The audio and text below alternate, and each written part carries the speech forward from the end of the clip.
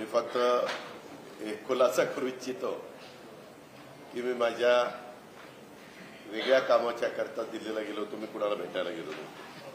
तुम्ही मस्त चॅनलवाल्यांनी दादाला आज भेट नाकारली, उद्या भेट नाकारली. मी भेटायलाच गेलो नव्हतो तर भेट नाकारायचा प्रश्न येतो कुठं? मी गेलेलो होतो. त्या सगळ्यांनी माझी पत्नी सुनेत्रा पवारांना राज्यसभेवर सभासद केलेलं आहे. त्यांना 11 जनपद तो बंगला अलॉट झालेला आहे.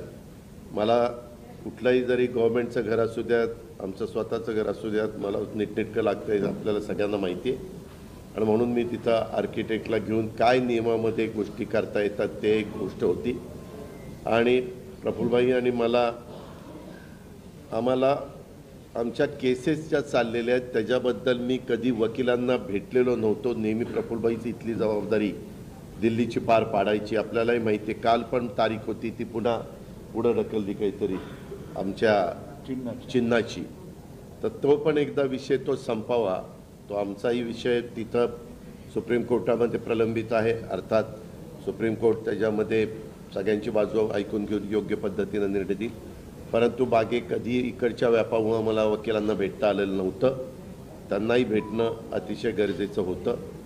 आणि अजून एक जवळच्या व्यक्तीचं नाते लग्न होतं. अशा 3 गोष्टीच्या करता मी गेलेलो होतो. आणि तिथं गेल्यानंतर थोडासा इथल्यापेक्षा आराम मिळतो. त्याच्यामुळं तिथं आपला निवांत आम्ही म्हणजे राज्यसभा चालू होती त्याच्यावर सुनेत्रा पण तिथं होती. हेही दोघं तिकडं होते लोकसभेत राज्यसभेत. आणि म्हणून मी गेलो होतो. त्याच्यामुळे ते पहिल्यांदा डोक्यातनं काढून टाका मी कुणाला अमितभाईंना किंवा कुणाला भेटायला गेलो होतो. कारण आमची आधी चर्चा एकनाथरावजी, देवेंद्रजी आणि आम्ही गेलो असताना त्यावेळी झालेली होती.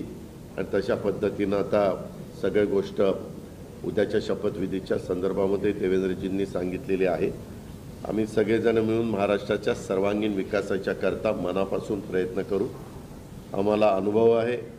त्या अनुभवाचा फायदा राज्यातल्या सर्व समाजाला, सर्व जाती घटकाला कसा करून देता येईल. वेगवेगळ्या प्रकारचे गोष्टी घडत असतात, नैसर्गिक संकट येत असतात, त्याच्यातून आमचा शेतकरी अडचणीत येत असतो. परंतु त्याला पुन्हा त्याच्यातून कसं आधार देता येईल, बाहेर काढता येईल. आणि आता केंद्र सरकार पण त्या बाबतीत मागेही बरोबर होतं, आताही बरोबर आहे. आता 5 वर्ष आता ते अतिशय चांगलं बहुमत आहे की त्याच्यात आता कुठंही आम्हाला तिघांना पण ह्याला सांभाळा, त्याला सांभाळा, हा तिकडे गेला, हा रुसला, हा फुगला. आम्ही रुसून फुगून देणारच नाही.